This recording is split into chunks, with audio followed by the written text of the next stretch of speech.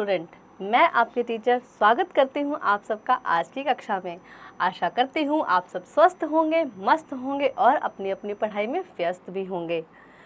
और हम आज एक नया पाठ शुरू करने जा रहे हैं। तो हमारे पाठ का नाम है सफाई अभियान। पाठ परिचय। इस पाठ में हम पढ़ेंगे कि सफाई हम सबकी जिम्मेदारी है। तो पाठ परिचय हमें बताता है कि सफाई रखना किसी एक की नहीं, हम सब की जिम्मेदारी है। और हम सब जब छोटे छोटे कदम भी उठाएंगे तो एक बहुत बड़े बदलाव को हम न्योता दे सकते हैं। तो सबका एक छोटा सा ही कदम बहुत ज़रूरी होता है किसी भी काम को बदलने के लिए। आदित्य मुंबई शहर में अपने माता पिता और दादा दादी के साथ रहता था। उसे समुद्र पर जाना, वहां जाकर खेलना बहुत पसंद था। वह अक्सर छुट्टी के दिन अपने परिवार के साथ समुद्र तट पर जाकर समय व्यतीत करता था।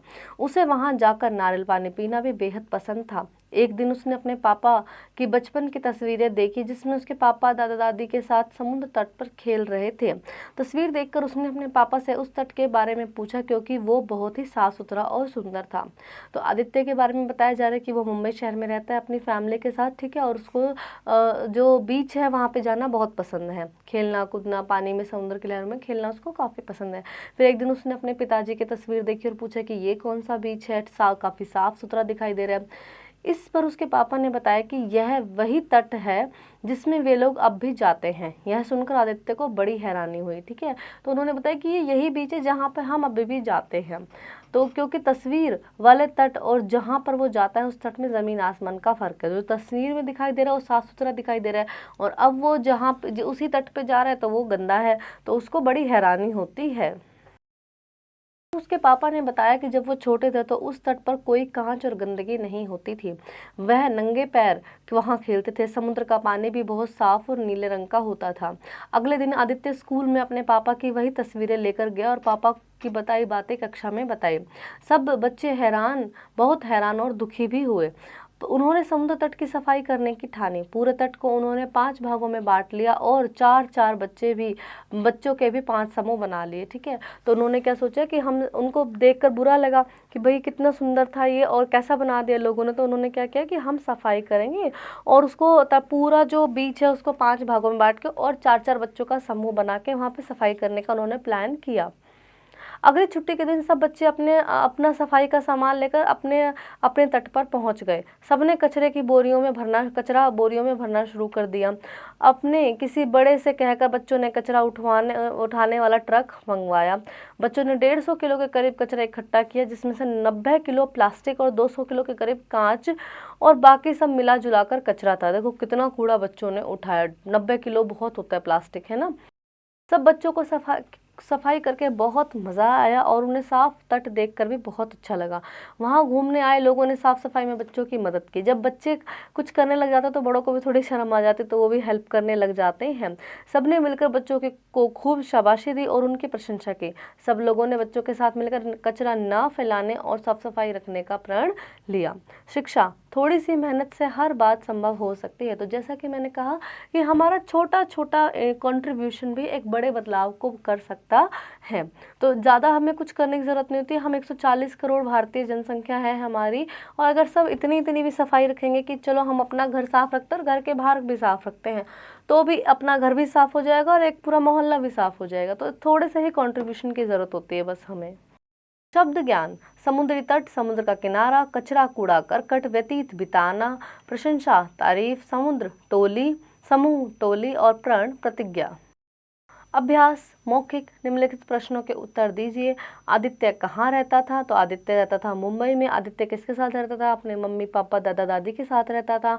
आदित्य का मनपसंद क्या था? तो छुट्टी के दिन अपने बीच पर जाना और वहाँ पानी में खेलना, है ना, और नारियल पानी पीना। बच्चों ने कितने किलो कचरा इकट्ठा किया? उन्होंने तकरीबन 110 किलो के 150 किलो के आसपास कचरा इकट्ठा किया। और आज के तट और तस्वीर वाले तट में क्या अंतर था? तो आज का तट काफ़ी गंदा था और तस्वीर वाला तट बहुत साफ सुथरा था। लिखित, सही उत्तर चुनकर सही का निशान लगाएं। बच्चों ने कितने किलो प्लास्टिक इकट्ठा किया? 90, 50 और 80। तो उन्होंने प्लास्टिक किया था 90 उन्होंने 90 किलो प्लास्टिक इकट्ठा किया था। कचरे को किस में भरा गया? थैले, बोरे, टोकरी में। उनको बोरे में भरा गया। एक समूह में कितने बच्चे थे? एक समूह में थे 4 बच्चे। और बच्चों ने कितने समूह बनाए? जब बच्चों ने 5 समूह बनाए। आदित्य को समुद्र तट पर क्या पीना पसंद था? नारियल पानी, जूस, कोल्ड ड्रिंक, तो नारियल पानी। निम्नलिखित प्रश्नों के उत्तर लिखिए। आदित्य को अपने पापा की पुरानी तस्वीर देखकर क्यों हैरानी हुई? क्योंकि उसमें जो तट दिखाई पड़ रहा था वो वही तट था जिसपे वो अब खेलने जाता है, लेकिन वो काफी साफ सुथरा दिखने में लग रहा था। बच्चों ने कितना कितना क्या क्या कचरा इकट्ठा किया? पापा ने आदित्य को तस्वीर देखकर क्या क्या बताया? और सब बच्चों ने तस्वीरें देखकर क्या फैसला किया? सब बच्चों ने तस्वीरें देखकर क्या फैसला किया? बच्चों ने किस प्रकार समूह बनाकर सफाई की और तट पर आए लोगों ने क्या किया? ये सारे प्रश्न आप अपने पाठ से देख के और इनके उत्तर लिखेंगे। सही शब्द चुनकर खाली स्थान भरिए। लोगों ने बच्चों की क्या की? प्रशंसा की।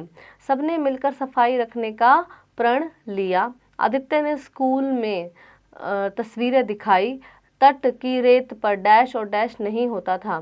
तट की रेत पर क्या गंद और कांच नहीं होता था। और पूरे तट को बच्चों ने क्या किया? 5 भागों में बांट लिया। तो नीचे दिए गए सही वाक्यों के आगे सही और गलत के आगे रॉन्ग का निशान लगाएं। बच्चों ने तट पर जाकर कचरा फैलाया? नहीं। कचरा उठाने के लिए ट्रक मंगवाया? यस। सबको मजबूरी में तट साफ करना पड़ा? नहीं, उन्होंने अपनी खुशी से किया था। और लोगों ने बच्चों की प्रशंसा की? जी हाँ। और आदित्य नागपुर में रहता था? नहीं, आदित्य मुंबई में रहता था। भाषा ज्ञान। किसी भी चित्र को देखकर उससे जुड़े भावों को अपनी कल्पना में अभिव्यक्त करना ही चित्र वर्णन है। यानी आपने कोई चित्र देखा और आपने उसको अपने भावों में लिख दिया, ठीक है, उसके बारे में लिख दिया, तो वही क्या होता है? चित्र देखकर उसके चित्र वर्णन उसको कहते हैं। दिए गए चित्र को देखिए और उसके बारे में लिखिए। तो देखिए यहाँ पे आप चित्र में देखेंगे कि 4 बच्चे हैं, हंस रहे हैं, खेल रहे हैं, गा रहे हैं और बीच में उन्होंने बॉन फायर किया हुआ है ना, और पीछे जो नज़ारा जो दिखाई दे रहा है जंगल से का दिखाई दे रहा है, तो इसके बारे में आप लिखेंगे यहाँ पे कुछ लाइनें। नीचे दिए गए वाक्यांशों के लिए एक एक शब्द लिखिए। आज्ञा का पालन करने वाला आज्ञाकारी, जो धनवान हो धनी, जानने का इच्छुक जो हो वो उसे जिज्ञासु कहते हैं, देखने योग्य देखने लायक हो जो हो, और दूसरों का भला करने वाला परोपकारी, और जो पढ़ा लिखा हो उसे कहते हैं शिक्षित। सही कारक लगाकर वाक्य पूरे कीजिए। राम डैश पिताजी डैश तरक्की हो गई। राम के पिताजी की तरक्की हो गई। इस तरह से आप इसमें सही कारक चिन्ह लगाएंगे। सेना डैश 5 डैश नोट रास्ते में मिला। सना को 5 का नोट रास्ते में मिला। वह 4 बजे से पढ़ रहा है। योगेश डैश रमन डैश थप्पड़ मारा। योगेश ने रमन को थप्पड़ मारा। कबूतर डाल पर बैठा है। अर्थ के आधार पर वाक्यों के भेद लिखिए। क्या आप फिल्म देखने नहीं चलेंगे? तो हमें वाक्यों का भेद लिखना है। कौन सा प्रश्नवाचक वाक्य है ये? काश महंगाई कम हो जाती। तो जहाँ पे एक्सक्लेमेटरी मार्क आता है, इसमें अभिबोधक जो चिन्ह आता है, तो ये हो जाते हैं आपके अर्थ के आधार पर वाक्यों के भेद लिखिए। तो हमें वाक्यों का बताना है कौन सा भेद है इनका। क्या आप फिल्म देखने नहीं चलेंगे? तो ये है प्रश्नवाचक, क्योंकि इसमें प्रश्न पूछा जा रहा है। काश महंगाई कम हो जाती, अब इसमें इच्छा जताई जा रही है, काश ऐसा हो जाता, तो ये हो जाता है इच्छावाचक प्रश्न वाक्य। आज ममता स्कूल नहीं आई, तो नहीं जहाँ पे आ जाता है तो वो उसको निषेधवाचक कहते हैं, ठीक है, ये निषेध प्रकट हो रहा है किसी चीज़ में।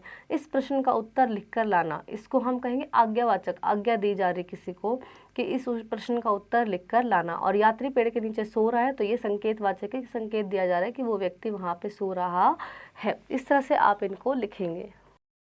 सही विराम चिन्ह लगाकर वाक्य दोबारा लिखिए। उफ आज जो गर्मी है, तो यहाँ पे हमें विराम चिन्ह लगाना है, तो उफ के बाद हम लगाएंगे विस्मयबोधक चिन्ह यानी एक्सक्लेमेटिव मार्क, और लास्ट में हम लगाएंगे वो पूर्ण विराम। खेल में हार जीत होती ही रहती है, पूर्ण विराम, ठीक है। मैंने कहा क्या तुम आज मेरे घर आओगे, क्वेश्चन मार्क, और क्या आपने खाना खा लिया, क्वेश्चन मार्क। नीचे दिए गए शब्दों के 2-2 पर्यायवाची लिखिए। तो कपड़ा को हम वस्त्र बोलते हैं, एक आप खुद से लिखेंगे। समुद्र को हम बोलते हैं सागर, एक आप खुद से लिखेंगे। वायु को हम हवा बोलते हैं, एक आप खुद से लिखेंगे। और मित्र को हम दोस्त बोलते हैं, एक आप खुद से लिखेंगे। वाक्य समझकर में और पर का प्रयोग करके खाली स्थान भरिए। तो वृक्ष डैश पक्षी चहचहा रहे थे। वृक्ष पर पक्षी चहचहा रहे थे। गांव के मैदान में सब खेल रहे हैं।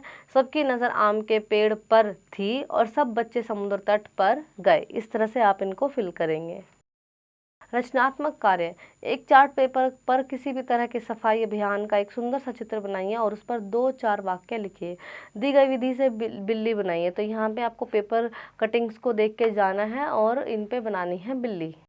खेल खेल में प्रधानमंत्री नरेंद्र मोदी द्वारा स्वच्छ भारत अभियान शुरू किया गया है। इस अभियान के बारे में जानकारी इकट्ठा करके आप उत्तर पुस्तिका में लिखेंगे। तो स्वच्छ भारत अभियान के बारे में जानकारी आप इकट्ठा करेंगे और लिखेंगे। आलोचनात्मक चिंतन, कल्पना कीजिए आप और आपका मित्र एक ही कमरे में रहते हैं। आपको सफाई बहुत पसंद है और आपका मित्र सफाई से दूर भागता है। आप उसको साफ सफाई करने के लिए कैसे मनाएंगे? तो ये आपके लिए बड़ा ही क्रिएटिव है कि आप अपने दोस्त को कैसे समझाएंगे कि सफाई हमारे लिए बहुत ज़रूरी है।